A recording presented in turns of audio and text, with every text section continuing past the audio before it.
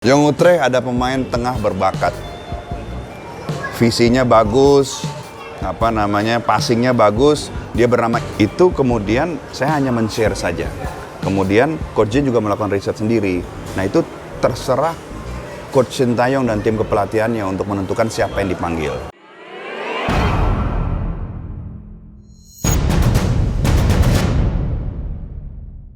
Simon kan dia Belanda U20. Kalau saya juga pernah mas pemain ada divisi namanya Nathan. Ya. Tampaknya aneh. Ya. Dia juga bilangnya sih mau mas. Apakah udah ada Ya. kontak sana belum? Jadi memang kalau kita lihat pemain keturunan ini banyak yang menarik ya kan. Kayak Simons tuh back kiri yang bagus. Ya kan? Kami menonton kayak Simons waktu di Belanda 2 kali. Ya kan? Jadi there will be more players, ya kan? Akan ada pemain baru dan lain sebagainya gitu. Tapi ya saat ini fokus kita adalah apa yang diminta oleh Coach Sintayong. Karena tugas saya adalah membantu memperkuat tim nasional U20 dengan pemain keturunan yang secara resmi di request oleh Coach Sintayong. Gitu.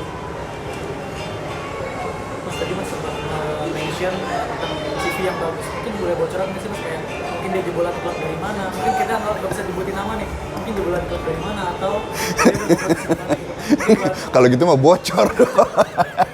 Ini pada jagoan FIFA sama FM semua. langsung ngecek Transfermarkt, FM. Berarti nggak bisa mas ya? Iya, belum. Tapi Jean Martin bagus ya CV-nya. Sangat bagus. Kalau dari Young Utrecht apakah ada mas? Young Utrecht ada pemain tengah berbakat. Visinya bagus, passingnya bagus. Dia bernama Ivar Jenner. Selain itu maksudnya. Ya. Selain itu rekan setimnya ada nggak? Utrecht. Ada beberapa pemain keturunan Indonesia di Utrecht ya kan. Lagi banyak di VTC lagi banyak. Mungkin selain dari Liga Belanda, apa ada scouting lainnya sebenarnya? Oh ya, kita lagi coba mengembangkan menambah database kita untuk pemain keturunan Indonesia di Amerika, di Timur Tengah. Ya. Timur Tengah kita tahu ada beberapa kan. Nah, ini penting juga. Jadi saya sudah men-share database saya kepada Coach Jin. Ya. Nah, itu kemudian saya hanya men-share saja. Kemudian Coach Jin juga melakukan riset sendiri. Nah, itu terserah Coach Sintayong dan tim kepelatihannya untuk menentukan siapa yang dipanggil. Ya. Jadi tidak ada pemain titipan. Tidak ada pemain titipan. Kita harus memproteksi coach, pelatih, kepala itu mempunyai prerogatif. Jadi mungkin kan saya suka di-tag, panggil ini dong. Bisa 3 ya, kita tahu pemain itu. Ya kan? Boleh jadi udah ngobrol, udah Zoom, udah segala macam gitu kan. Tapi ya kembali lagi untuk pemanggilan, trial dan lain sebagainya itulah prerogatif pelatih kepala. Mas mungkin mau minta pendapatnya soal orang-orang yang kontra sama apresiasi mas. Jadi menurut saya, argumen saya begini.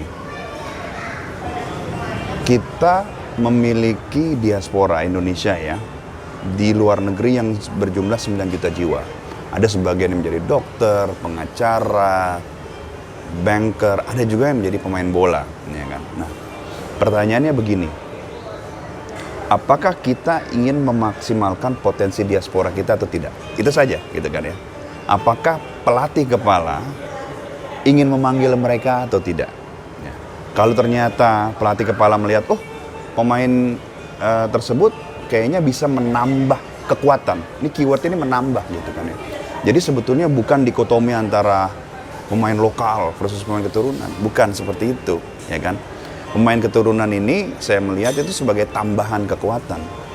Hanya tambahan gitu, bukan menggantikan. So bukannya mutually eksklusif nih, saling mengeliminasi. Tidak seperti itu saya pikir.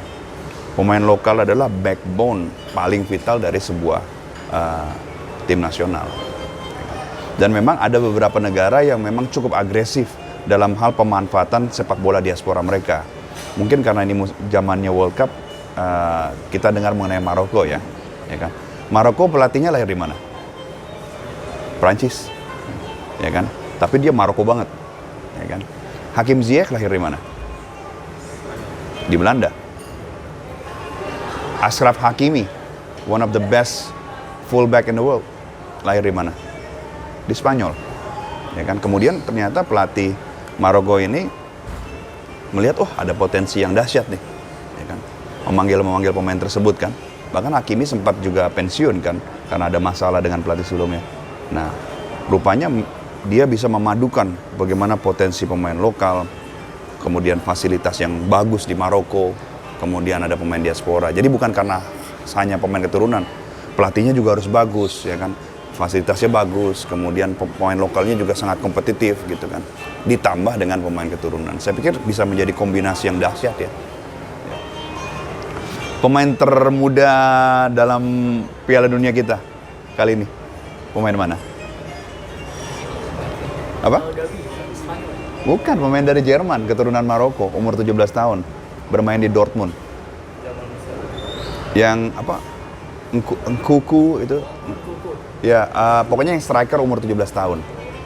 Dia itu kelahiran Kamerun. Ya. Brelembolo bermain untuk, dia mencetak gol melawan Kamerun, tempat kelahirannya. Jadi kalau tidak mau dimanfaatkan, nanti dimanfaatkan negara lain nih. Ngegolin ke gawang kita lagi. Sakitnya tuh di sini gitu ya.